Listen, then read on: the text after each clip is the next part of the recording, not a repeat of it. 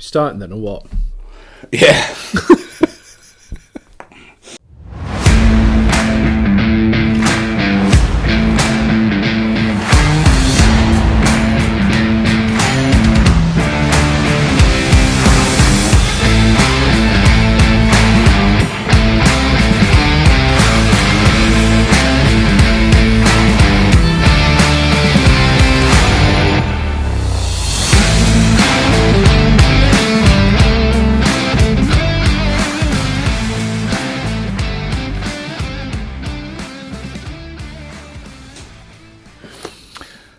Hello ladies and gentlemen, I would like to say I've got an intro, but if you watched this week's MotoGP, you'll realise there's not really much going on. It was a bit of a dump squib. That's from a few episodes ago.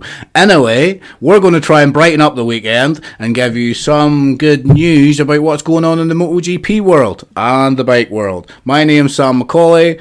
I am your host of the Big Bad Bike Show, and joining me this week is the Up North biker Ash Haw. Hello there. And also, we have Chris Moto Chippy. Hello. And this is the first time the three of us have all been recording together. The first time in a month, I think. Yeah, it's quite a while. Yes. Yeah. And if you're listening to this and thinking, oh, his intro seemed a little off this week. Yes, it is a little off.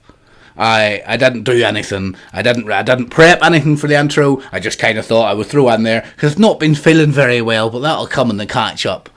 Right, so if I'll get the husbandries out of the way, I'll get the housekeeping, as they call it in the podcasting world, out of the way.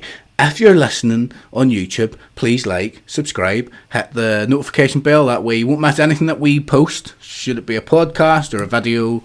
And if you're on Spotify or Apple, you can rate us, give us 5 stars, tell us what you think, tell your friends. If you want to get in contact with us, you can get in contact at podcast@bigbadbs.co.uk. Ash, do you want to tell us what's coming up on the show?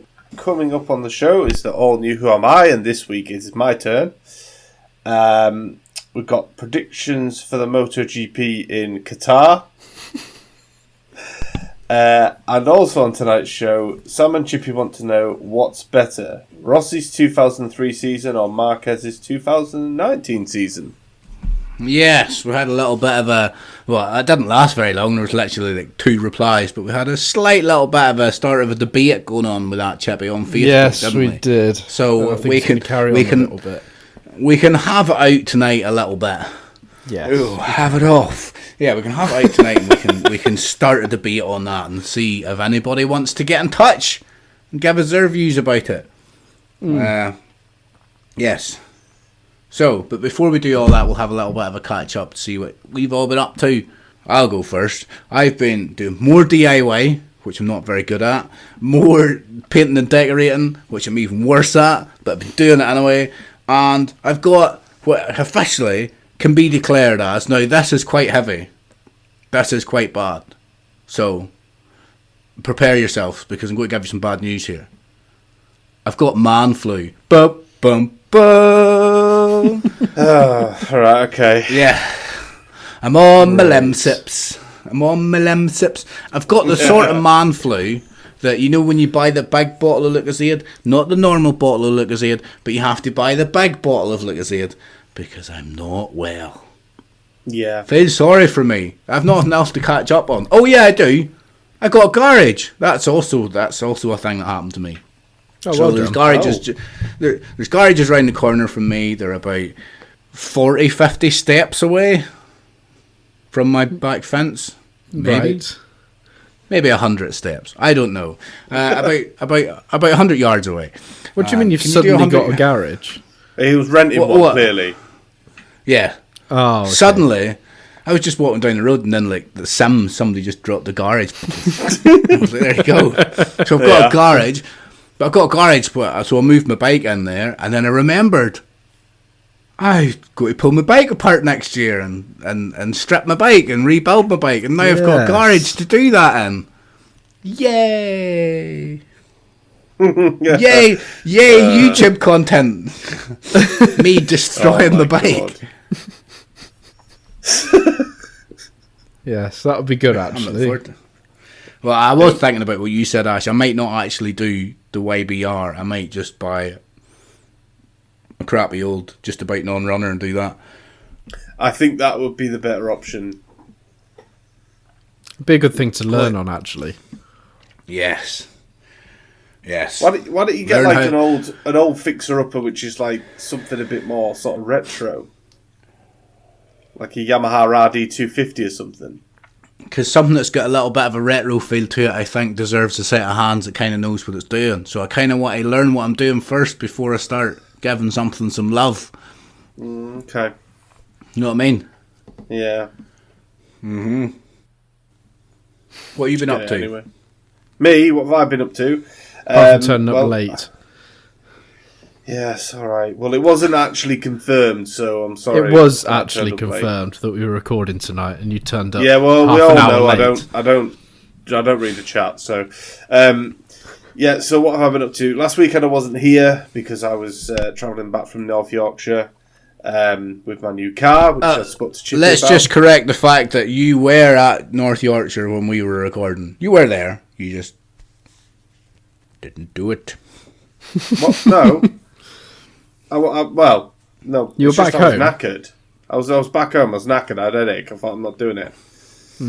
So, and considering Chippy comes up with utterly stupid reasons not to do What, the pod. on working nights? No, because when you're working days, you don't come on.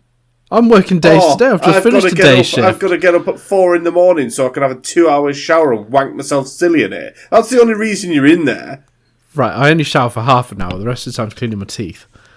The fact that you started that sentence with only. I only shower for half an hour. How can you spend half an hour in the shower? 5 to 10 minutes, if that. No. That's all you need. I scrub every square inch of my body. Well, what do you think I do? Do you think I go in there and just wash my hands and come back out again? You can't do it very thoroughly if you're only in there 5 minutes. Oh, anyway. No, I wash myself very, very thoroughly. Sorry, Ash. Anyway. Yeah, picked up my new car, which I brought back, which has been running very nicely. I've been at Chippy's house yesterday, putting up blinds. He did very well, thank you. Do you know what? Because Chippy really can't do annoying? anything by himself. What's really annoying is, right, so I went around, Chippy was at work, so I thought, right, I'll go around, Nicola will know where everything needs to go, which she did.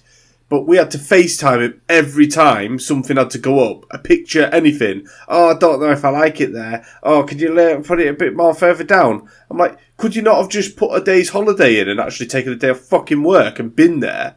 No, I couldn't have done that. And also, I wanted to make sure that everything was straight and level and in exactly the right place. You didn't make sure I had enough bloody plasterboard plugs, though, did you? You owe me £8, you sod. I didn't even know what they were. I'll give you the £8 when... In fact, you had a free TV off me. We can call it quits. Call it quits. I'm just going to start charging you. When I go put the shed up, I'll just charge you the same rate. I'll have £50 for that TV then. No, I'll just bring it back. It's a piece of shit. All right, I'll have it back then. I'll sell it. £35 an hour. Anyway. So obviously I had been doing that. And then today I've had a lovely day in Aviemore, which was really, really good. I love Aviemore. Yeah, it's a very, very nice place. Very picturesque. Very tranquil. Got to see some reindeer. Went up the mountains and bumped into a couple of YouTubers I've been watching for quite a few years now, which was very good. It was Craig and Amy from their channel Kinging It, which is a travel channel. Are they going to give us a shout out on their thing? Probably not, no. Well, you shouldn't have given them a free shout out. Should have arranged Well, to the do thing it. is... Do you not think Kinging It doesn't roll off the tongue very well? Obviously, it doesn't matter because they've got quite a successful YouTube channel. They do, yeah. Kinging It just doesn't really work for me. All right, well... But funny they've got thing more was... of a following than us. They do, yeah. Yeah, I know. That's what I mean. It's done well, so what the fuck do I know? Well, the first video I ever watched of theirs, they just bought this, like, Mercedes, like, old bus, and they've completely converted it into, like, a camper. And it's really well done. And when I pulled up in the car park, I was like, oh my god, that's King It's bus. And then at first I thought, oh, maybe it's not. And then I went and actually looked through the window, as you do. because the windows were all open, and I could see it was actually their camper van. So I went in the cafe, and they were in there, and I was like, "Oh my god!" So yeah, it was quite cool to see some people that I've been watching for the past 3 years. And in typical Ash fashion, you probably went straight up to them. No, I did not. No, I did not. You. Do you know what? I went Can and you got. say something for me? What I did was I went and got some food from the cafe, and I sat down and I actually had the food and that. And then as I was leaving, they were leaving at the same time, and I just said, "Oh, hello, nice to meet you. I watch you quite frequently," and they were really lovely, really nice people. Yeah. So, cool. Yeah, that's what I've been up to. Chippy, There you well, go. There you go. Just turn off the podcast, folk, and just go listen to Kinging It. Apparently, they're much better than us anyway. They're very good. They're very good. They've built a bus. Yes. Well, I've got a bit of sad news. I won't be here for quite a while from next month. I'll be away for a few months, so I won't be on for quite a few podcasts. I think I'm now only missing 3 rounds of the MotoGP season, and then I'm back. So tell us that sad news then, Chippy. You're such a dick. So yes, I won't be here. So I'm afraid you're going to have to run it on your own. Good luck with getting the news. Yes. Apart from the copy and paste you do on Twitter for news, I pretty much run it on my own anyway, Chippy, don't I? Well, I run it through ChatGPT as well. Yeah, that's even worse. ChatGPT. It's even worse. I'm going through all these different hairstyles tonight as you talk to me.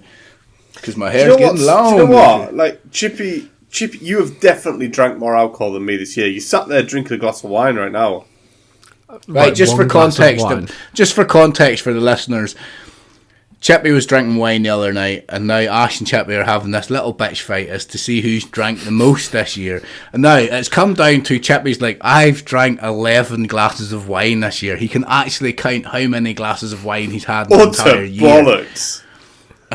So these two are arguing about who has drank more, and they both sound like fairies. The thing is, Ash drinks more than he lets on. No doubt about that. I have no doubt, Ash, that you drank far more than you let on. Because in Cyprus, he was pretty much an alcoholic. He was drinking every day. He was drinking more than you. Absolutely. Yeah, I was drinking. I think I was drinking more than you two put together in Cyprus. I'll agree with you there. Yes. Yeah, I was like borderline alcoholic in Cyprus. I drank quite a bit. I used to drink like a bottle and a half of wine a night and then 6 beers on top of it. I used to drink a lot. I don't know how you did that. I don't, because I can't. So yes, this is my 11th drink of the year. It's not though, is it? Well, it is. Utter shite.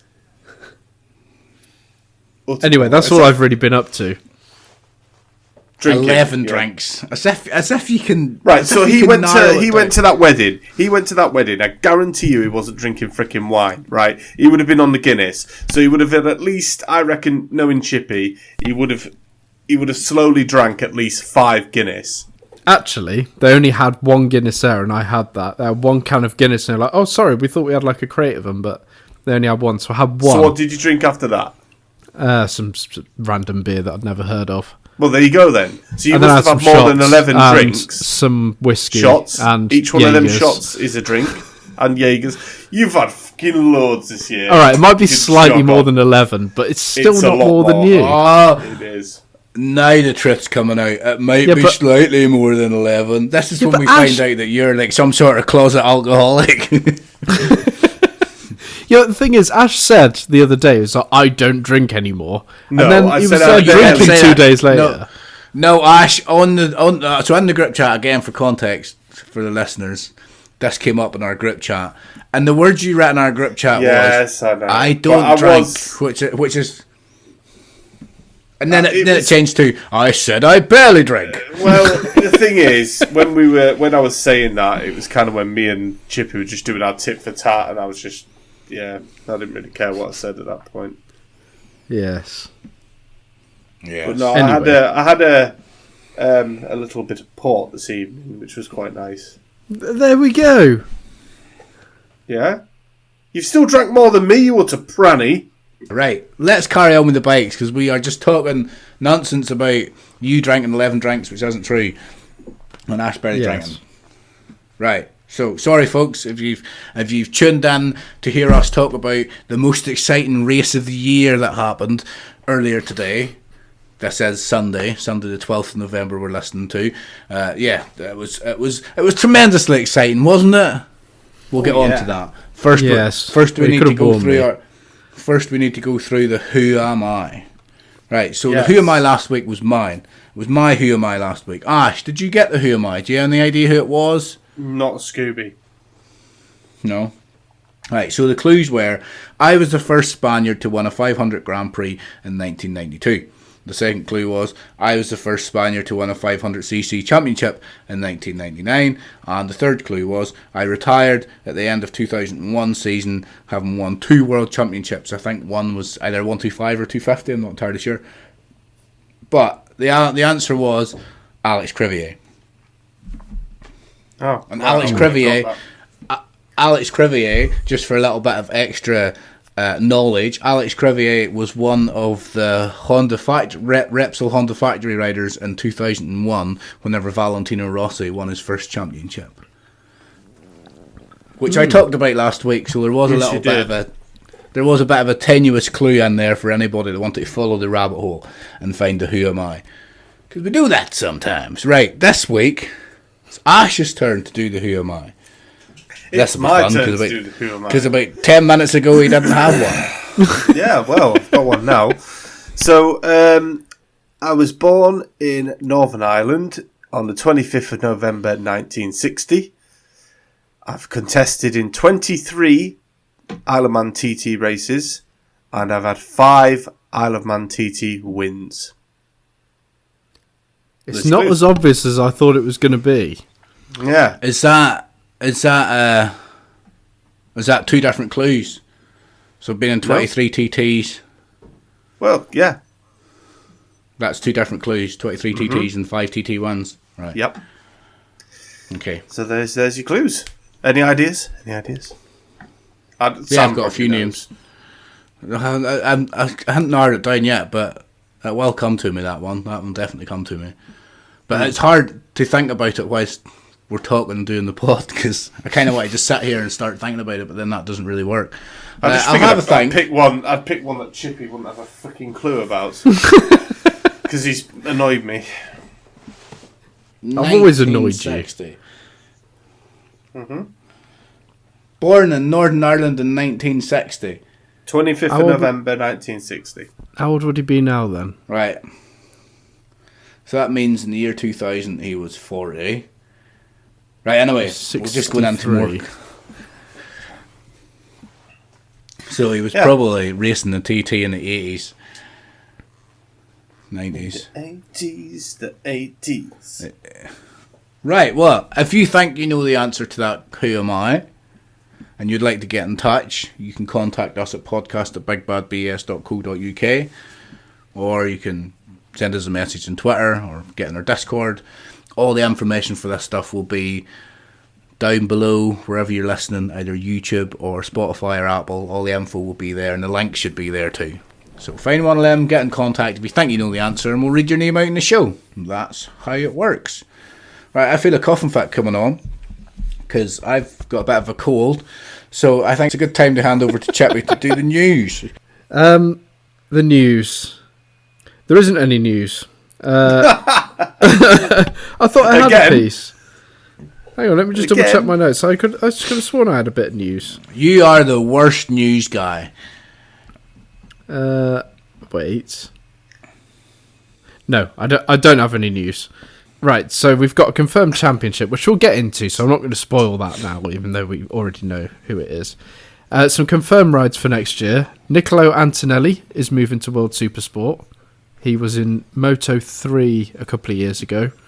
And then I don't know what happened to him. He kind of disappeared off the face of the earth, but he'll be in World Supersport, which would be nice to see. Braden Elliott moving up to British Superbikes with Dow Racing Kawasaki. So it'd be good for them to have 2 bikes on the grid. And that's kind of it, really. We've got a bit of silly season, if you want to go into that. May as well. Yes, the let's Repsol do that. Honda ride, replacing Marc Marquez. Latest rumours, Paul Espargaro going back there. Oh. Obviously, he was there for a year or two. And also, this one was mentioned earlier, Luca Marini going to Repsol Honda. Yeah, I heard that. Surely that's very silly. But apparently it's his decision to do that. It's not like they're forcing him out. Apparently it's something he's considering doing. Anybody considering leaving a Ducati to go onto a Honda is a tool. I'm sorry, but the only thing I can think of is either it's money or it's because he's never going to be the top Ducati rider, where he could go to Honda and be the top Honda rider. Yeah, you're And not if they just suddenly leaving. become good. Yeah, you're not just leaving the Ducati, because if you think, just like what Chippy said there, if you think about it, Ducati will always Ducati will always be Ducati. If Ducati gets good, all the Ducati bikes will get good. If Ducati gets bad, all the Ducati bikes will get bad. But look at Marini. He's always going to be, once you take the Prama bikes and the factory bikes, he's going to be at least 5th in the pecking order, at least. So he's never really going to be in a position where he can win the championship. Very, very unlikely. Whereas if he moves to a different manufacturer, albeit Honda, at least if he's in the top step in Honda, once Honda get good, he'll be, like Chippy said, he'll be the top step. He'll be there. He'll be the one reaping the rewards. It's the only way he can take. It's the only way he can take the fight to a championship. Ducati. Because, I mean, Why? next year, on the Ducatis, he's probably Because going it's to a better be... bike. Yeah, but what's he going to achieve on the Ducati? If he stays where he's at on the Ducati, what's he going to achieve? What's he going to achieve on the Honda? Except from less places. But remember, Honda and Yamaha are getting concessions next year. So if he gets on the Honda and tests next year, and then the following year, 2025, he might come out with a bike. And then 2026, he might come out with a championship winning bike. Whereas if he stays at Ducati, he's just going to stay in the pecking order. I And if don't you think think- that's what's going to happen, but okay. If you think next year, he's going to be probably the lowest ranked Ducati rider. Because he'll have the Marquez brothers. Alright, he might be on par with Alex Marquez. But then you've got Marc Marquez, Bezzecchi, and then you've got the Pramac riders and the factory riders. He's going to be near the bottom. I think it'd be an interesting decision if he went there. I think he should stay at VR46, keep doing what he's doing, improve more.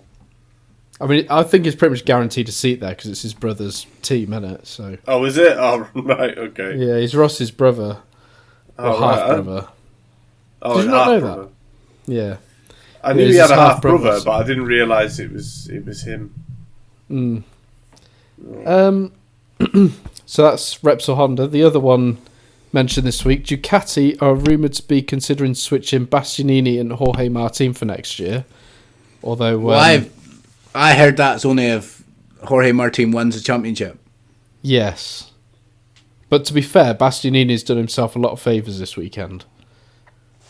But I think what Ducati's just done, they basically, because we know that in MotoGP, motorcycle racing, although they can ask, but there's no team orders. They can't make Bastianini do what they want them to do. However, if they say to him, like, make no mistake, if Jorge Martin wins the championship, he's getting your bike, then it stands in his best interest to help Bagnaia.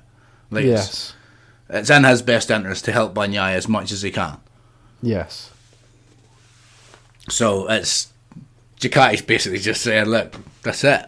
Either help us if you can, or lose your seat. It's a good shot, actually. I never even thought of that. You can see Ducati's point of view. Ducati don't want their number one rider riding around in a non-factory bike when they could have him in the factory bike, number one on the red bike, the big sponsors. Yes. But let's imagine that does happen, okay? Let's imagine that Jorge Martin wins the championship and goes to the Lenovo factory Ducati. Does that mean that Bastianini's just going to go to the Pramac Ducati? I don't think he'd want that. No, I don't think. So who goes to the Pramac Ducati then? What happens with the Pramac Ducati then? Luca Marini. Luca Marini going to the Pramac Ducati because that's better for him. Did they ring Jorge Lorenzo or not Jorge? Did they ring what's his face? Martin. Johan Zarco and be like, oh mate, we've got another Pramac Ducati for you if you want to come back there, right? How did he go from Jorge Lorenzo to Johan Zarco? Because I was going to say Johan Zarco, but I got his name wrong and I said Jorge Lorenzo. I thought you were thinking of Martin.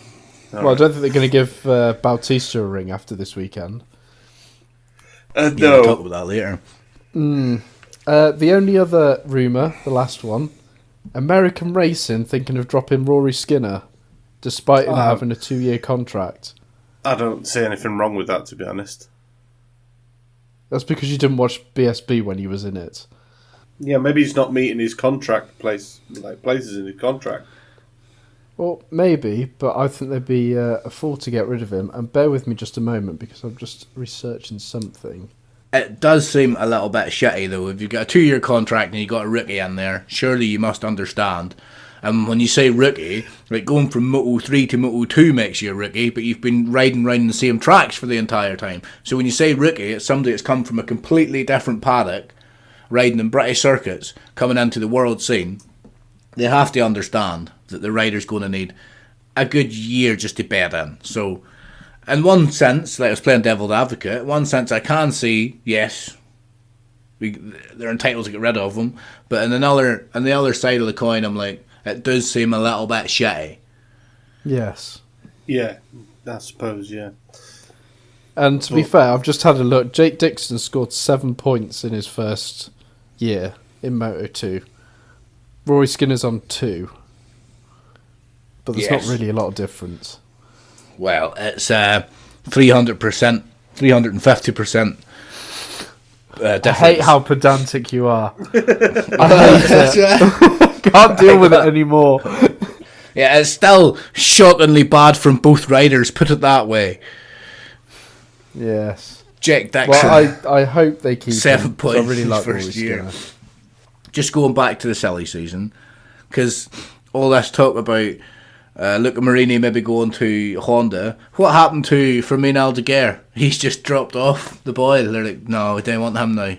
I think Honda have come out and denied that they've had talks with him, but I'm pretty sure he's confirmed that there has been talks. Honda came out and said they did deny it, and then TNT Sports was talking to him, and he was like, yeah, they called me, yeah. What's the guy's name? Puig? Yeah, Alberto Puig. I'm not a massive fan of him. Alberto Puig. That's it, yeah. He's definitely, yeah. They must have spoke to him. There's no smoke without fire. They must have spoke to him. But I reckon for Fermin Aldeguer, because he is only 18 and he is fairly new in the Moto 2, I reckon he's probably said, no, with petrol costs out of the way, I've got a fairly good chance of winning Moto 2 next year. Yeah, that is a good shout. But I was thinking, I don't think any Moto 2 rider should turn down any ride in MotoGP. Because I think, look at Iagora, he turned down the LCR Honda. And I still think he'll get it eventually, but it's not as guaranteed anymore because he hasn't continued his progress in Moto 2 this year anyway. No, I don't know. I don't agree with that. I don't agree with what you just said there. No, I don't agree with that. I think for me, Aldeguer's 18. He's 18. He's got loads of time. He's 18 and he's just reached... No, but that's what I mean. He's 18, he's just reached his peak in Moto 2. He's just started winning races. You could argue that Pedro Costas took his foot off the gas a bit because he knows he's already won the championship, but he's just started winning races. If he keeps this form up, has a good testing, and then next year goes into Moto 2, he'll go in favourite. Jack Dixon won't be able to touch him. Tony Arbolino won't be able to touch him if he's on this form. I mean, yeah, if he can keep the form up, he could be. Yeah, he could be, but I mean, yeah, if I was him, I probably would turn it down. But I don't think really many riders should be turning down. I reckon that... Because I was thinking about who has turned down MotoGP rides and what's happened to him. Danny Kent apparently was offered the Pramac ride straight from Moto 3, and he turned that down because the money was better in Moto 2. And now he should have went to VSP. MotoGP. He should have. He should have went to MotoGP because he had already been in Moto 2 and didn't do anything, and then he went back down to Moto 3. So he should have went to MotoGP. If anything, he should have just went for the paycheck. Now I know you say he was getting better money in Moto 2, but that's at face value, straight up. But if he'd went to MotoGP, that could have opened more doors for him. Yes, I agree. I'm trying to think who else. Who else was up? Bear with me. It's the sort of thing that not a lot of people do. No, like I say, usually people jump at the chance to go to MotoGP. They don't usually turn it down. I think it depends who you are and how you feel your prospects are in Moto 2. Like, if you genuinely think next year I've got a winning chance in Moto 2. Right, well, we move on then with the show because we're not really getting much more out of this. That was the news. We don't really have any news to talk about. Right, we do have one confirmed championship. It's not exactly groundbreaking news. Everybody knows what we're going to talk about. The confirmed championship, Chippy, that you didn't mention. Do you want me to go on because I'm talking now?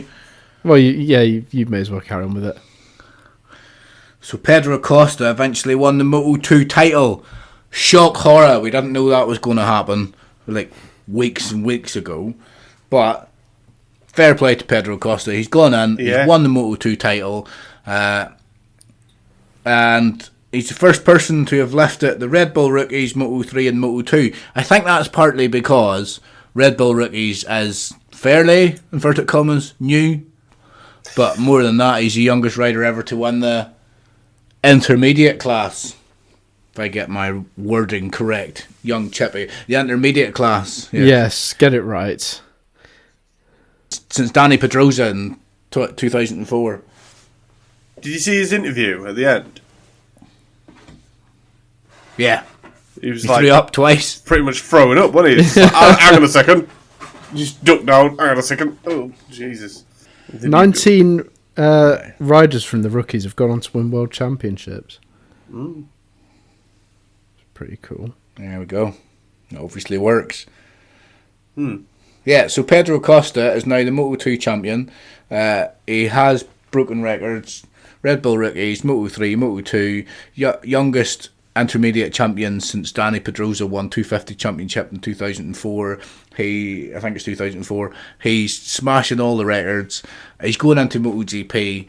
He might not win much next year, but you have to think that he's going into MotoGP and he's going to be a hot favourite to eventually lift a championship or lift a title.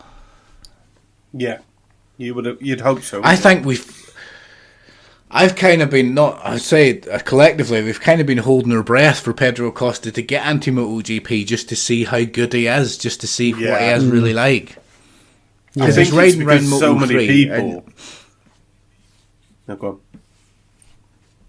No, I'm just saying he's riding around Moto 3 and he's in Moto 2 and there's just a little niggle in the back of your head that's like, but is everybody else in Moto 2 at the standard good enough to be in MotoGP? No, I don't think so. Because who's he racing against? And now I'm not trying to be, mean or anything, because obviously they're all fantastically better than any of us when it comes to anything at all, because they've achieved fuck all in life and they're racing in the World Championship. But anybody else in that championship, I think, would struggle in MotoGP. But Pedro Acosta, I can see going into MotoGP and, making something of it. Yes. I mean, if he wasn't moving up next year, who would you move up, really? I wouldn't move any of them up. I don't think anybody in Moto2 is better than anybody else in MotoGP at the minute, apart from Pol Espargaro. You look at Tony Arbolino. It's a brilliant start to the season. Then he just fell off a cliff. Where's he been the second half of the season? So that last year, Vietti as well. Or Jack Dixon, he's the same. He didn't get off to a great start, but then he sort of rose up and started to mount a championship, and then just disappeared again. It all just seemed to get to his head, or Darren Binder got banned. Apparently, got banned. It was Darren Binder's fault. Yeah. Did you see his crash at the weekend? No, was that the braking problem one? Yeah, he jumped No, I off didn't it. He see had, I think his brakes failed or something. But yeah, I put the video in our group of what happened, and then I got an email this morning saying Dorna had reported it and got it taken down. So Dorna have been in our group. Well, no, Facebook have been in our group. Yes. Well, it was reported by Dorna Media. But whenever you say reported by Dorna Media, where did you get the video from? I got it from Dorna. I did like a screen record. That's why. Yeah, that's you naughty, screen recorded Chippy. it. That's naughty. You can't do that. That's naughty. Why is that naughty? They posted it Because it is. because if they've not posted it anywhere else other than their own platform. Dorna. No. I'm pretty sure I got that from the Right. TNT site. From TNT Sports. I'm sure I got that from or it might have been MotoGP actually. I think it was MotoGP app. Well, why did you not just share it then? Why did you screen record it? Well, because I wanted to take the credit for it. No, I don't really know because it's easier to just post it myself rather than posting a link and then people are going to click on the link. They might not have had an account. I reckon that Dorna's not been in our account. I reckon that Facebook or Twitter or whoever, I reckon they've got software technology that can decipher whether a video has been shared properly or recorded via video recording. Yes, I believe. And just to keep to keep themselves safe, they've just went, oh, copyright, naughty. Yeah. Yes. But anyway, Chippy, if you want to be a reputable social media, you're supposed to send the picture and then you link their man. I done that today.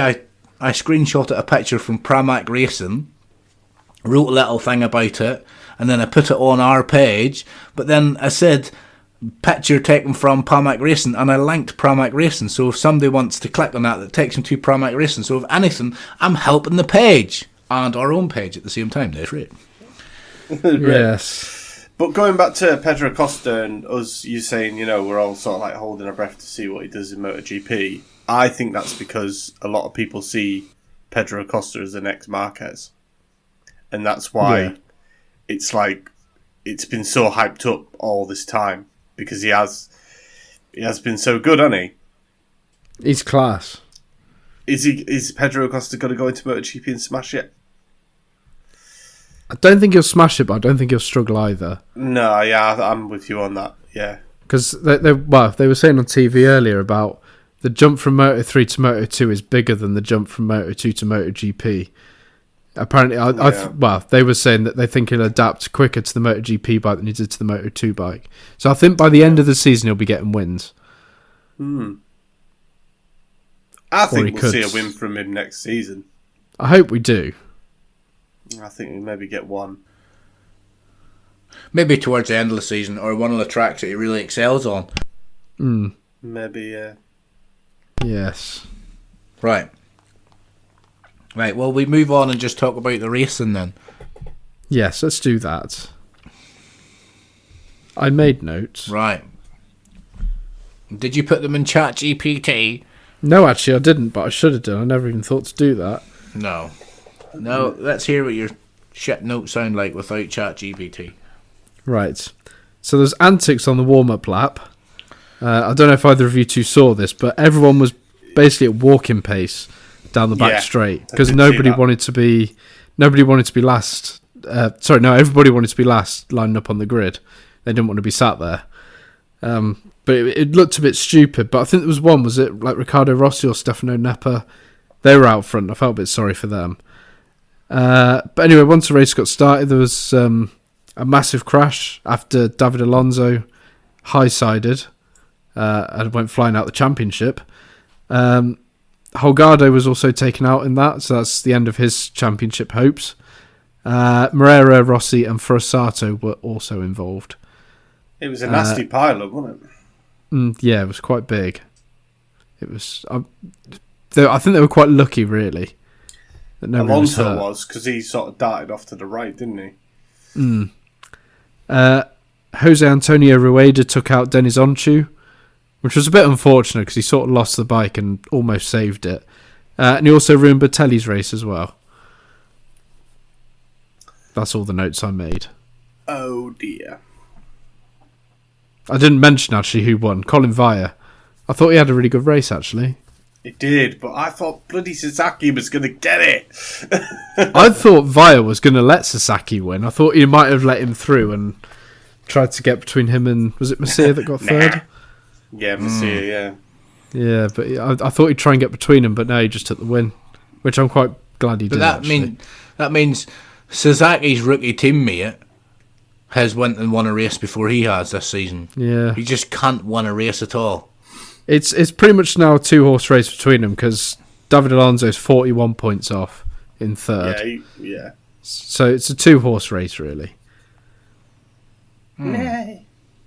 But yeah, when All right. Thingy went across the line, Colin Vire went across the line, like only a bit of the team celebrated. It's almost like you could see they were hoping that he was going to let Sasaki through.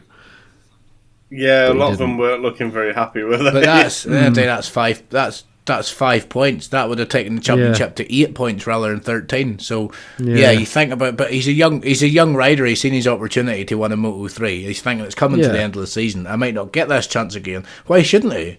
It's his first win and it's in his rookie season. I would have gone for the win. But the only thing I'd have gone for the win. The only thing is looking at it in retrospect, in hindsight, now, if Sasaki goes out and wins the next 2 races in Qatar and Spain, and Masia comes second, Masia will still win.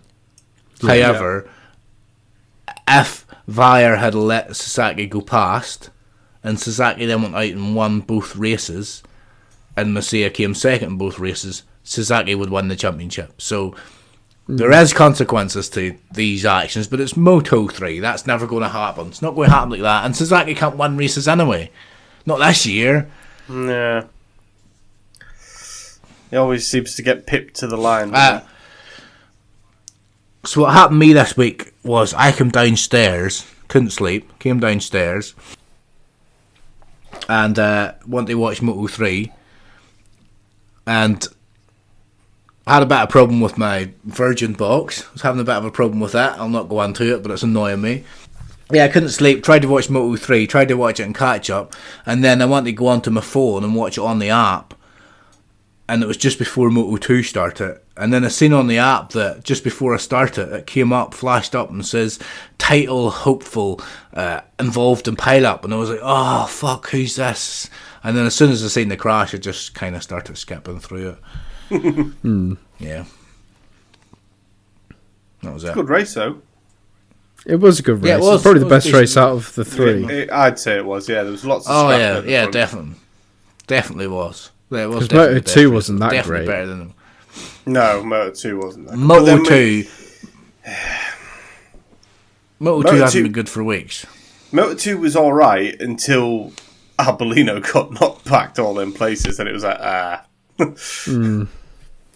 Yes. But even regardless, we knew what the outcome was going to be of this championship. I know, yeah. But Moto2's always the one championship that's just like... I'll watch it, but I could take it or leave it. I just can't get into it as much as MotoGP and Moto3. I know what you mean. It's like World Supersport. I want to get into it more, but it's just I just can't.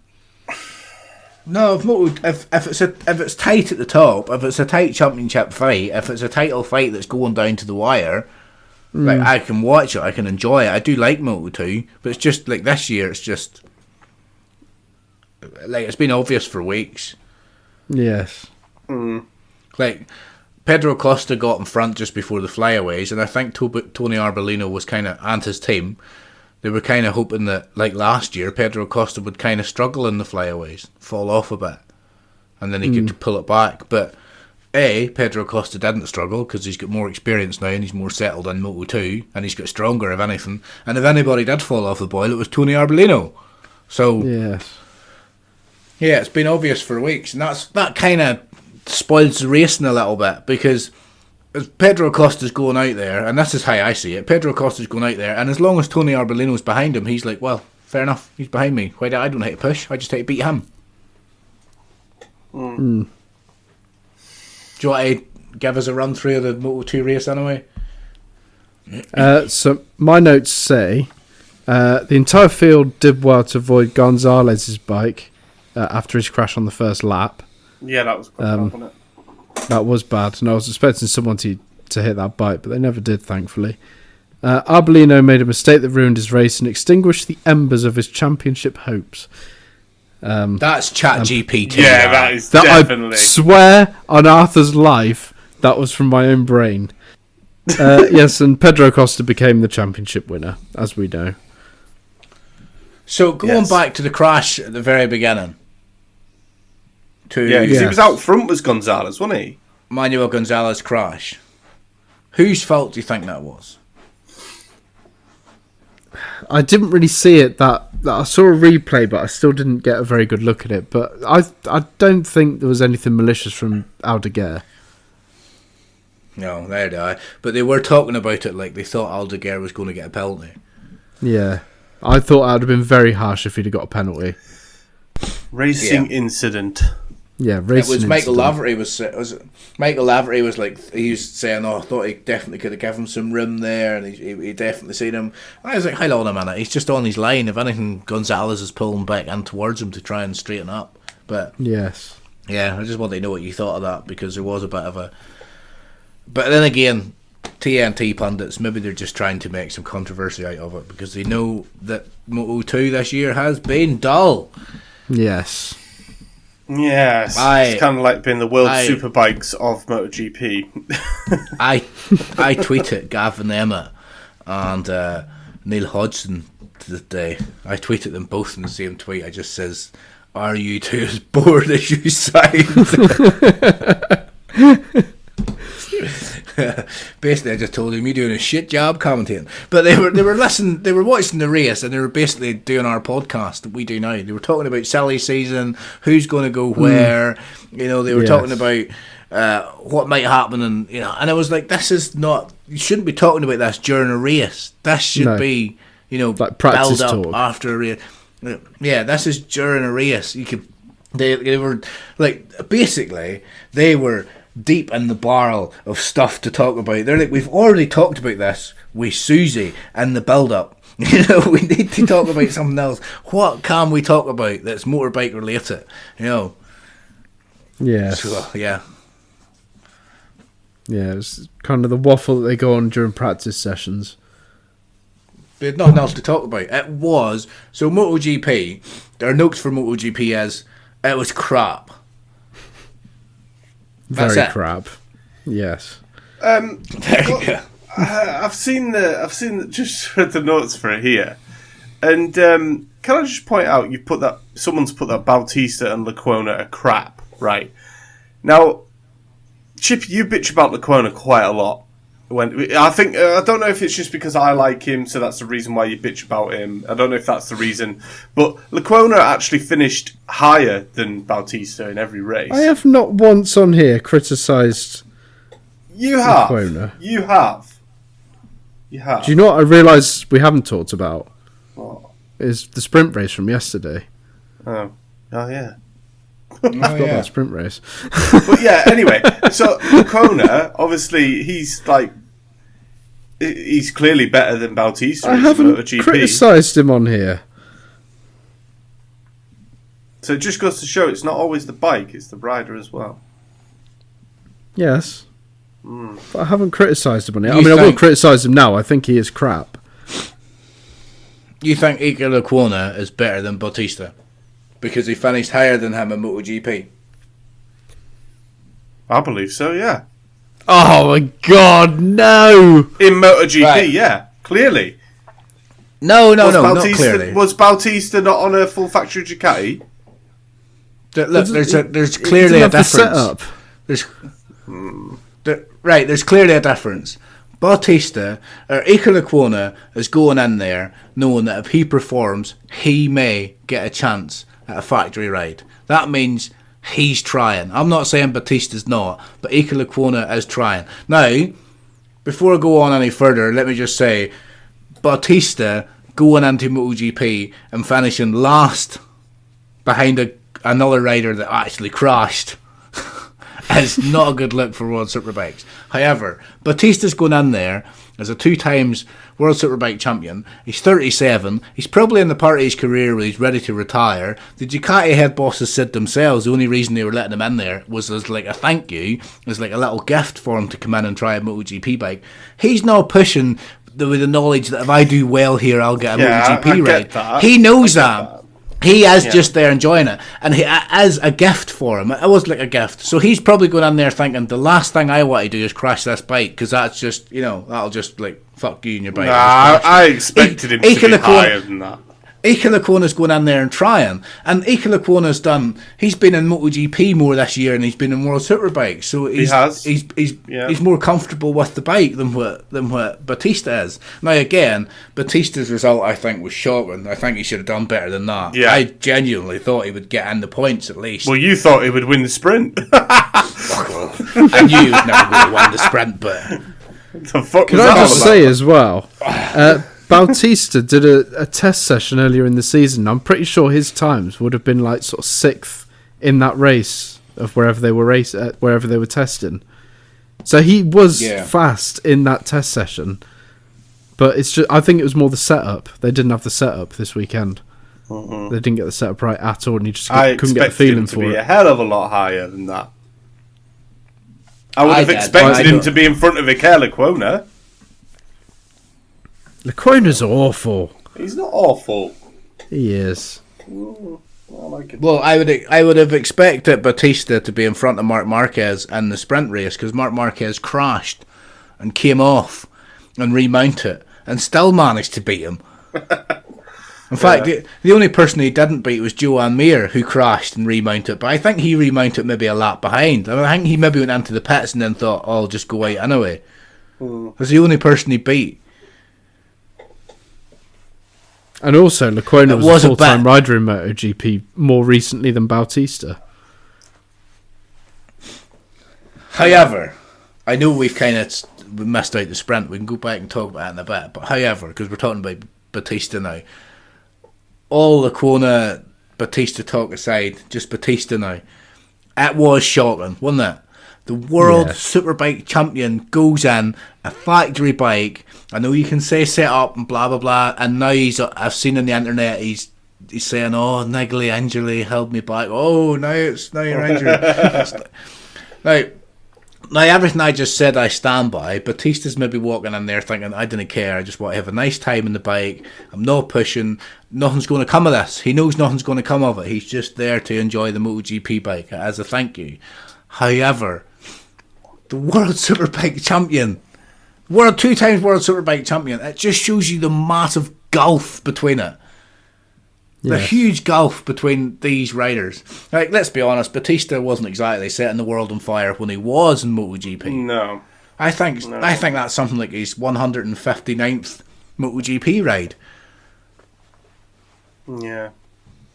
But I think that's what shocked me the most when Bautista did go to World Superbikes and how good he was. Considering he never massively did anything in MotoGP, but Do you think then if someone like Didier Antonio, if someone like him went to World Supers, do you think he'd just dominate it, or at least be winning races? I don't. No. I don't think everybody could do it. Different bike though, isn't it? Andrea Iannone will be a good shout this year or next year to see how he does. Yeah, it'll be interesting. Because he's spent a long time. Now he's been off the bike for a few years, obviously, but he's still riding bikes. He's still going to track days and test sessions of his own esteem, and he's probably got a lot of friends in the bike world. So I would imagine he's still bike fit. He just needs to get race fit. But that'll be a good indicator there, because he's obviously good enough to ride in MotoGP. But then so's Danilo Petrucci, and he's not really had a great season. Yeah, that's true. But let's go down the MotoGP riders, go down them all, and from top to bottom, and think about who could go to World Superbikes. Like Marc Marquez, he'd go to World Superbikes and absolutely make mincemeat of them. Of course he would. I think Morbidelli would. I think Morbidelli, decent rider, yeah. Like, Enea Bastianini, Bezzecchi, Luca Marini, I'm not sure. Maybe. Brad Binder. He'd be good at World Super. Yeah, I think he'd be good. Jack Miller, I think would be good in World Super. I think he should go to World Supers and then leave the ride there for Pedro. That's why if he goes to World Superbikes, like if he goes to World Superbikes, I think Jack Miller could do something at World Superbikes. Yeah. And the thing is, if he expressed an interest to go to World Superbikes, I think every bike in the paddock would want him. Do you want to talk quickly about the sprint before we move on? Yes. I haven't written any notes, and I'm struggling to remember what happened. Right, let me have a Who look. won? Right, results. Who was it? God, we're good at this, aren't we? Oh, who won? Oh, Alex Marquez won, you numpty. Of course he did. Yes. Yeah, I remember now. Yeah. Who came second? Oh, Jorge Martin. Jorge Martin came second. Bagnaia came third. Bastianini came fourth. Brad Binder came fifth. Jack Miller sixth. Marco Bezzecchi seventh. Johan Zarco eighth. Luca Marini ninth. And Maverick Vinales 10th. So earlier when you were like, oh, I think Luca Marini should stay or VR46 and do what he's doing, coming 9th and 10th this week. That's where he came. 9th in the sprint and 10th in the race. He's had all the good races this season. He should stay really there and keep coming 9th and 10th. Yes. He's had, what, a couple of podiums? I think Has he won a race yet? He's better off him staying. Well, he's an 8th. He's an 8th. And the championship. And if he's on Honda, he'll be in bloody 16th. Which Ducatis are lower than him? Is it just Gian Antonio? Alex Marquez is lower than him. Is he? I thought he'd have been above him. But I suppose he's only had sprint wins. He's had a few crashes this year, as Alex, though. Gian Antonio, Enea Bastianini. But Enea Bastianini missed half the... Yeah, he did, to be fair. Danilo Petrucci, but he's not really a MotoGP rider. Yeah, so he's 8th though. He's 8th in the championship. He's just in front of Quartararo. Jesus. Quartararo's only 15 points behind him. He could get ahead of him. Now, I think at the start of the season. Take a lot. Going at the start of the season and seeing what the Yamahas were like, could you imagine that Quartararo would be racing against Luca Marini No. for 8th in the championship? Although the Yamahas have been better recently, the last few weeks. They've definitely picked up. Who they've picked up, yeah. Quartararo is. They're not good, but they're not as bad. Yeah. Hopefully next Quartararo. season with the concessions and stuff, that should be able to hopefully make it Quartararo better. Quartararo finished 5th in the race this week. He had a good result. Yeah. You like Quartararo, don't you, Ash? I do, actually. And you like Alex So do I like Rins, him too. and they're going to be teammates next year. Who would you rather see as... Alex If Rins. one of them was to... Would you? If one of them was going to win a world championship, you'd say Alex Rins. Yeah, Fair enough. I like Alex Rins. You like such random riders. Quartararo's a better rider, though. Much better rider. Right, so the sprint race. Yeah, the sprint race took off. Alex Marquez had the pace from the very beginning. It looked like he was always going to win the race. He's determined to get to the front. And was there a bit of a fight between Martin and Bagnaia for a while before Martin comfortably got second and Bagnaia got third? Oh God, I'm trying to bloody remember.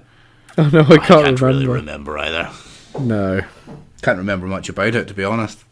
we should have made notes. Yeah, but at the start, seeing Martin finish in front of Bagnaia with that race, I thought this is it. Martin's going to keep this up. He's going to keep the pressure up. But no, But no, he didn't. Did not. He got off to a bad start in the race, didn't he? You think if Martin had got a better start and got to the front, because with the whole, there's a lot of talk about tyre pressures this week and heat of the tyres, and you've only got so many laps before. There's only so many laps to try and pass somebody before your tyres are gonna, not collapse, but before you're going to run out of opportunity. So if you'd have got a better start and got to the front rather than having to try and. Yeah. Yes. I mean, it was very hot. It was ridiculously hot, that track. It was, yeah. Apparently so, yeah. Yeah. The tyres were always going to struggle. Was thrown up.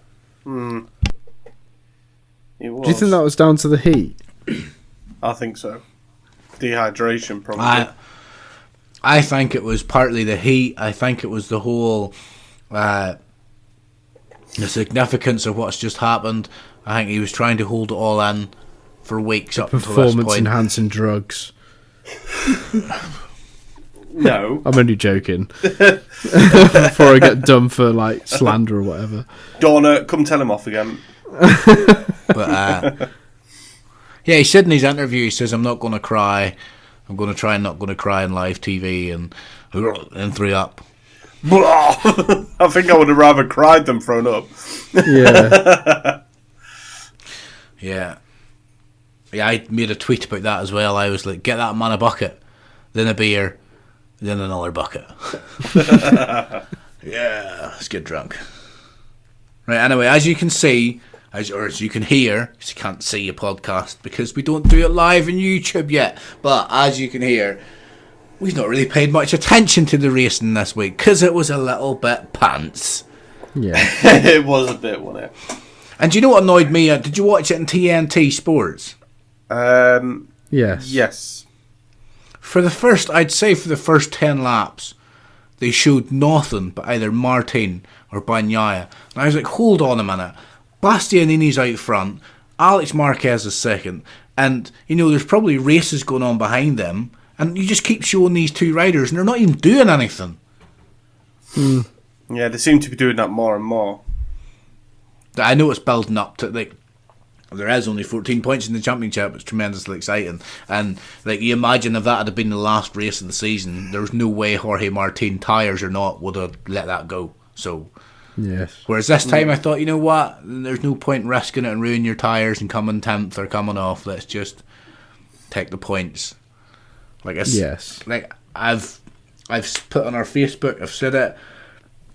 If Jorge Martin goes out and wins the sprint and the race next week, and then runs the sprint and the race in Spain, regardless of where Bagnaia finishes, Jorge Martin will be champion. He just needs to do a couple of doubles. He's done the double before. He can do the double. Yes. Double bubble. And I guess that'll bring us on to our... No? Well, sorry, no. The final thing I was going to mention was there was 5 riders with sanctions after the race for tyre pressure infringements. Okay. So there's Pecco Bagnaia, Luca Marini, Bautista, Lecuona, and I didn't get who the other one was. But that's quite bad. But yeah, I'm pretty sure in BSB, if you have any tyre pressure problems, it's instantly disqualified, but I think they've just got warnings. Alright. But yeah, I just thought that was worth mentioning. So, what are they not going to lose points or track positions at Qatar or anything? I think if they do it again, if they caught again, then they'll get penalties and stuff. Naughty. Yeah. Penalties. Anyway. Right. Will we go on to our predictions for next week? Yes. Yes, let's do that. Right. You two are so predictable. What? You're so predictable in your predictions, especially Ash. Well, I was the last to pick.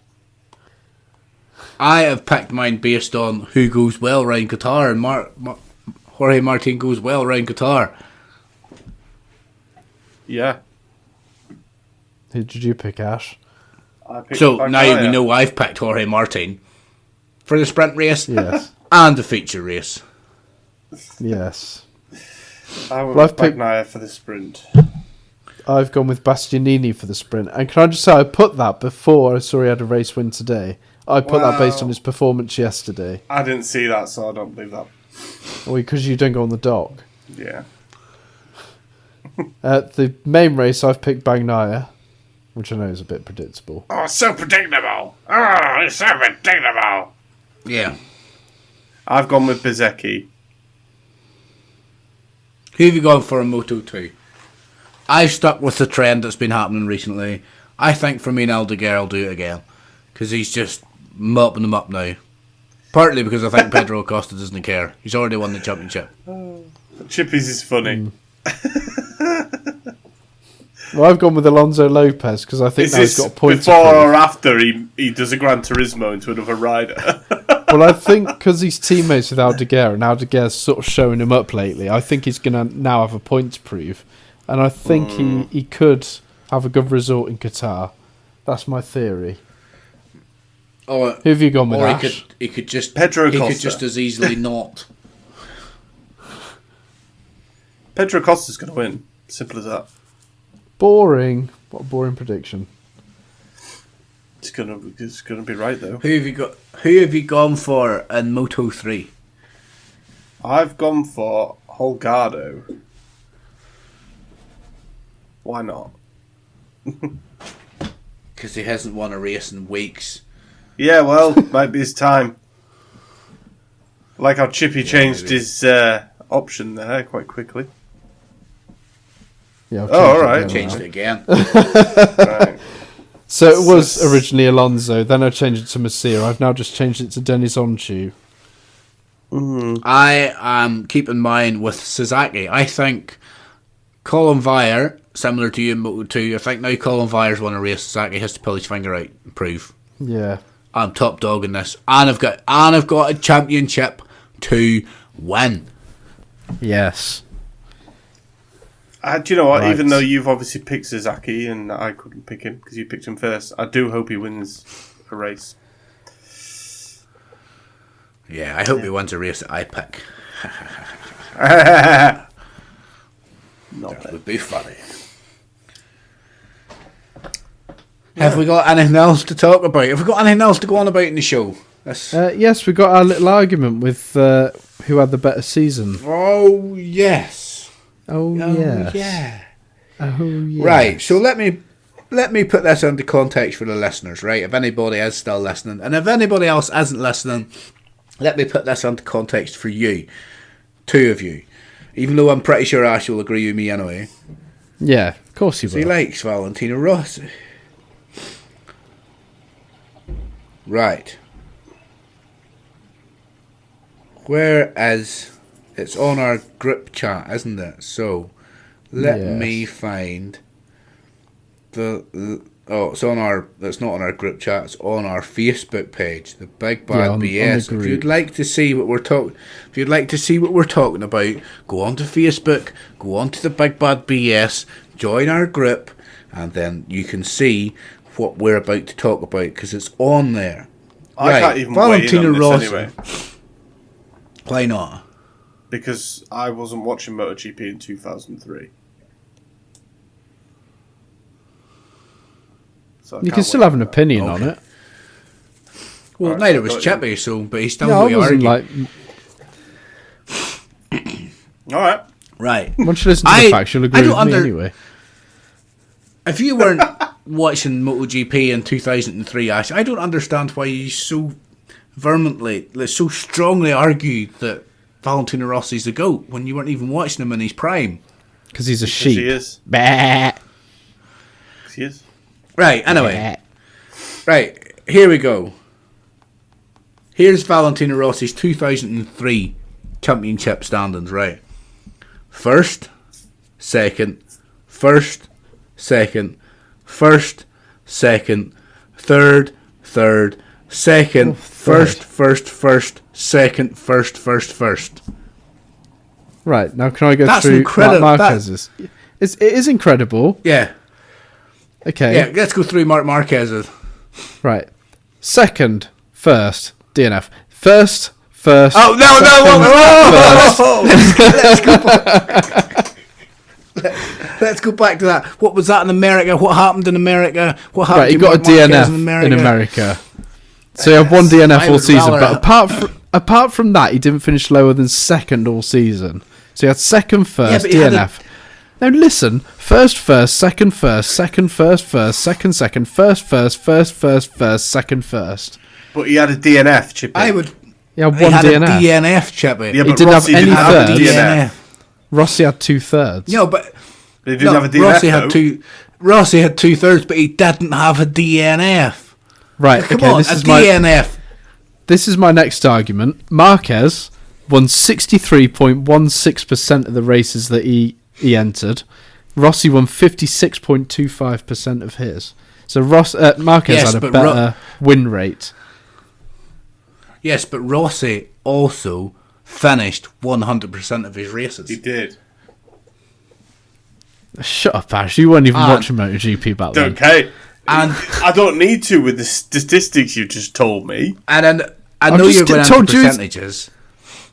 Go on then. I know you're going into percentages, but in 2019 there was, 16 races? How many? 1, 2, 3, I 4, think it was 5, 18 or 6, 19. 7, 8, 9, 10, 11, 12, 13, 14, 15, 16, 17, 19.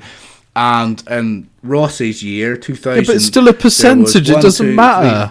It's a percentage. Yeah, but he had 3 races less, so like he had 1, 2, 3, 4, 5, 6, but it's still 7, a percentage. 8, 9, 10, 11, 12. Doesn't matter. Yes, but if there had been 3 other races and Rossi had won them 3 races, his percentage would have been higher. So my point Still wouldn't have been is, 63%. Well, he would have, Marquez because he wouldn't have got would have DNF. Actually, if he'd have won all 3, I don't think it would have been the same because Valentino Rossi. No, how many firsts has Marquez got in that? Like, counting the firsts. 1, 2, 3, 4, 5, 6, 7, 8, 9, 10, 11, 12. Right, count the firsts in the Rossi year. 1, 2, 3, 4, 5, 6, 7, 8, 9. Right, so he's 3 short. So if there's 3 more races and Valentino Rossi won all 3, the percentages would be the same. Okay, but he might not have won all 3. He might have come second in at least one of them. Yeah, he might have. But right, let's look at the percentages for DNFs. How many DNFs does Valentino Rossi have? None. Marc Marquez had a DNF. Look, you can say whatever you want, but that is a massive black spot in that championship. That Over was the greatest season- championship ever. No, it's not. The fact that he's got a DNF completely spoils it. I would got another rather stat have a for third you. place. Over the season, Marquez had an average finishing position of 1.26. Rossi was 1.5. So therefore, Marquez had a better position. No. on average. Again, you're using these averages. If you add 3 more races on there and Valentino Rossi wins them 3 No. races, his It's averages an are going to average. go up. Yeah, but I'm averaging Yeah, it over and the 19 more- races. No, if there was 3 more races and Valentino Rossi won them races, his averages No. would go up. No, Yeah. no. Right, well, I've got... Let's I've got agree one to for you. disagree. Who was Marc Marquez racing against in 2019? He was racing against... Off the top of my head, Maverick- Dovi. Yeah, Dovi, Yeah. yeah. Who else was Petrucci. racing then? Petrucci. Dovi, Petrucci, He Mir, was on the Yamaha. Renz, Paul Espargaro, Rossi. Zarco, Crutchlow, Bagno. Oh yeah, Rossi. Rossi Yeah, in Rossi. 2019. He was a dinosaur in 2019. Oh yeah. Yeah, beat but head Russell to head, Brand. over. I don't want to get into a whole Rossi versus Marquez episode, but over the seasons that they've raced, Marquez won 6 championships and Rossi won none. Head to Yeah, head, but the it's 6-0 seasons to that they raced- Marquez. The seasons that they raced, you wouldn't expect Rossi to win because he was on his way out. He could have. Marc Marquez should be thankful that Valentino Rossi stuck around to allow him to beat him because he could have just I retired. don't agree with that. It was And the you keep alien saying- Yeah, but- period when Marquez was winning the championships. It was the alien era. Think of the riders that were in Yes, yes, there, and he but beat them all every year apart from one. How many championships did Marquez win? So far, he's won Well, 8, but he hasn't finished And how yet. and I'm how not- many how many did Rossi win? 9. How many's Agostini win?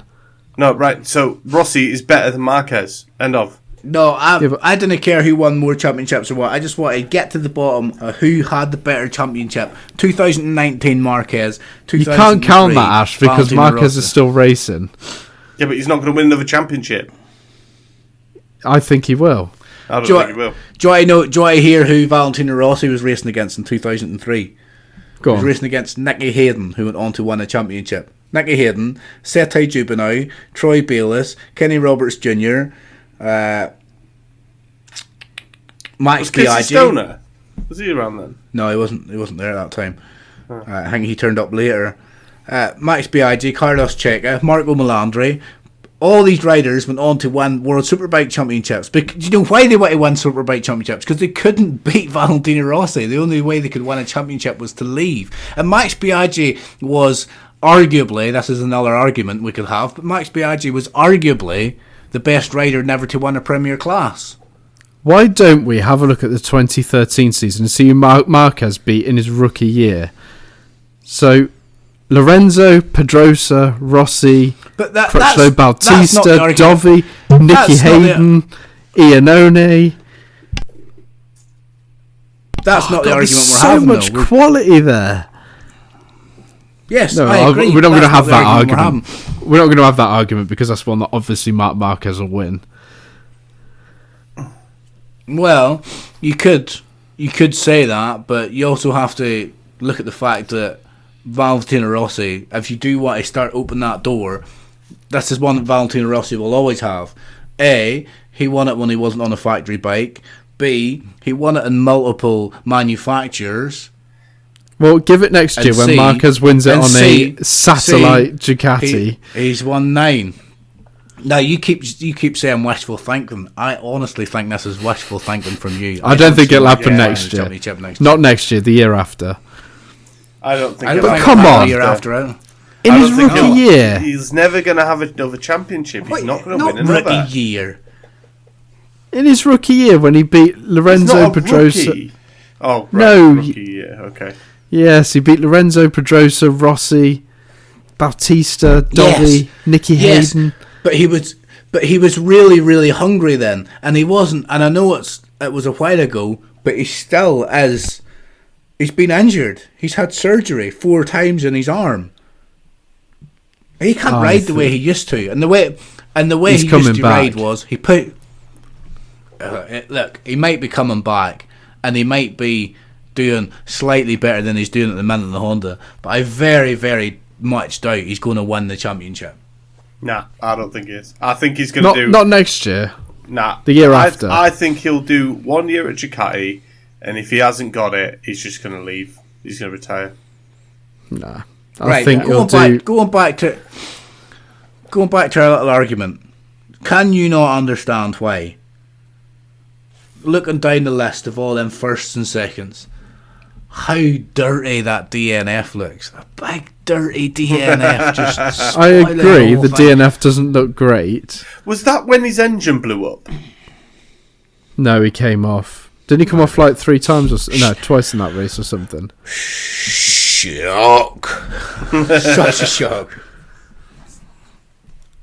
Well, we can't really ask Ash because Ash will just say that Valentino Rossi had the better year because he's a Rossi super fan, even though he knows nothing about him.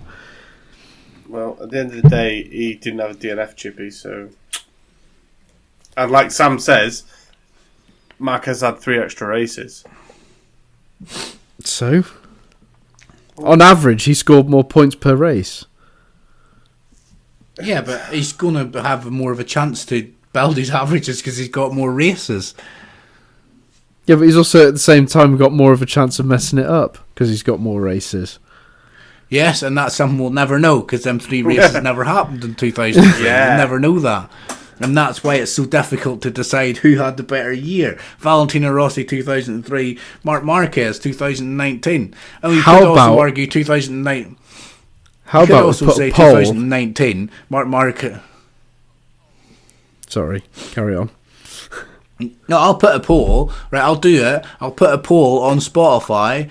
Whenever I post it out, I'll put a poll. Who had the better year? Marc Marquez in 2019 or Valentino Rossi in 2003. But the only people that's going to answer that poll, Chip, is me and you, and maybe Ash, and Ash will pick Valentino Rossi. Well, why don't we do it? I'll tell you what, we'll do it on the group, on the Facebook group, and we'll ban all three of us from answering it. And as well as banning all three of them, you're not allowed to go on and coerce your little friends. Oh, please. Yeah, that's what he'll do. He'll be there at work. I'll do. That's what you do. Nah, you'll be at work. Ash, get the fuck. Because the last time we were having an argument, there was random people coming on Defend me! saying all sorts of shit. Because you were like, "Oh, please come on and defend me because I'm a stupid cunt and done something stupid. But I want to look like I didn't do anything wrong." Oh, you'll be on there. Oh, please come on and pick my man. It was you that did something wrong. Well, obviously it not. wasn't. I didn't It was do anything you. wrong. You did. It was you, Ash. No. Well, did you see the result this morning before you watched it? Because I posted it this morning as well. Do you know what? I actually went onto Facebook and before I watched the MotoGP, and I seen there was a big Bob Banks link, and I thought, I'll just click on it. And as I clicked on it, and then I kind of went, and looked away because I thought, oh shit, what if Sam's put the result up? And it Why turned would out you go on it was the result. Facebook when you haven't seen the race? Because it's just habit. I delete the app and so I you're a don't habit. accidentally go on it. Well, that's a bit too far, deleting the app. Well, no, I either move it Do to a you folder actually where I delete- never go into, or I remove it from my home screen, so I have to search for it to find it. So you don't delete the app. You were lying. I don't delete it You were telling completely lies. from my phone. No, I don't delete it completely from my phone. I delete it from my home screen, so I can't just click on it. I've got to put a shed up this prick next weekend. I'm really not looking forward to it. Right. I can't I've got believe Fiji you didn't next know what weekend. fucking plasterboard fixing was. I'm sorry, I don't do DIY. Oh god, that was all. That was so. I was sat there with 6 plasterboard fixings. I had about 50 things to put on the walls. Well, you told me to buy them plasterboard fixings. Yes, but you need more. They don't just multiply. So you actually went out and bought plasterboard fixings and you bought 6. No. So what happened was when he was obviously. When was it? It was when you were moving in. We were moving him into his house, and we Yes. bought. We went to B&Q. We ended up getting a bag of plasterboard fixings. I said, just get them ones. Cool. Yeah, groovy. Obviously, I've used plasterboard fixings. Did you just expect them to start reproducing in the back? I'd expect you to say, "Oh, by the way, I need more plasterboard fixings." Or you had them at your house. Count how many you've got. Look at I how don't know much how stuff many you've got you to go on the needed. walls. I God, didn't you're know how so many you needed. stupid. Chippy, God, you you're are stupid. really fucking useless, man. You are useless. Can you not even put a picture up? When it comes to can't. DIY, yes, I am useless. You can't. Putting a picture up's not DIY, mate. Come on, it's not DIY. It's putting I a picture can't up. do it. You drill or screw a plasterboard I haven't got a drill. fixing into your wall. Well, it's a plasterboard fix. You don't need a drill. You just screw the plasterboard fixing in. I'd mess it up, honestly, I would. My wall would fall down. You are so pathetic. And Yes, you know, I it's know. even- I'm not very good at DIY. No, What's it's even because more annoying you is- refuse to learn. Yeah, you're not even trying. That's the problem. You're not even trying. You won't learn anything if you don't try. I put a toilet roll holder together the other week. What would you do if I just outright just went, you know what, I'm not fucking helping you anymore? What would you do? I don't know. I'd probably have to pay somebody or something. No, you'd go on YouTube and you'd figure it out for yourself because you No, wouldn't- I you'd be wouldn't too risk tight it. to pay somebody. I wouldn't risk it. I'm not tight. I don't know where this reputation's come You from. are I'm not tight. You are. You are Anyway, tight. if you want to put pictures up, you can use them command picture hanging things. You don't need to. Yeah, I'd drill probably holes in the use wall. them. I'd use like sticky things or sellotape or something. He'd be just trying to hope for hang the his best. TV on the wall with fucking command strips. That'd be it. Oh, me telly's broken, ringing up command strips like, oh, yeah, I used it. Oh, no, what he'll do is he would go buy a tube of No More Nails and cocoon it on the back of his telly and stick it on the wall. Yeah, and probably he'd- would some sort of and then super his glue. TV would fall on the floor and smash, and he'd ring up No More Nails and complain that it doesn't work. Probably. That's what you'd do. That's something I have to do in the next couple of weeks. Mount my TV on the wall. Oh, I did that in the last can't really- house. It took a while.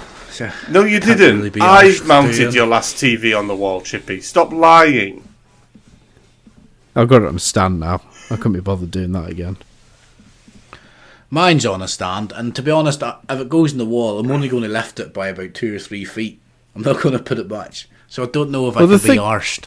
The thing is, it's alright having it on the wall, but you still need like a stand to put like your PlayStation and your Skybox and all that sort of stuff on there. So you may as well just have a normal TV stand, just put your TV on the top of it. And you need a pretty big stand to put a PlayStation on, because that's a fucking big, ugly looking console, that. He's had to lay it down, I noticed. It's not the prettiest thing, is it? No. It's not. And somehow they made it worse. They're like, oh, we're going to make it slim. And it looks even worse. I haven't seen the Slim. I'll have to have a look at that. Right. We have talked bikes, and there's not much else to talk about, so I guess we're just going to have to call it quits in this show. Yes, and say that I won that argument. But yes. No, absolutely Goodbye. not. No, absolutely not. You did not win the argument, Chippy. Well, we'll see on the group anyway. But everyone's just going to say Rossi because everybody loves Rossi and hates Marquez. I think this argument. The only way we can come to some conclusion about this argument is basically just compare it to Marc Marquez's Circuit of the Americas, or maybe it was Laguna Seca. But anyway, the American round 2019. That's the only way you can compare this argument. Did not finish. And on that note, I think it's time to say goodbye. Up North Biker. See you later. Moto Chippy. Goodbye. And unlike Marc Marquez in America in 2019, we are going to finish. Goodbye, folks.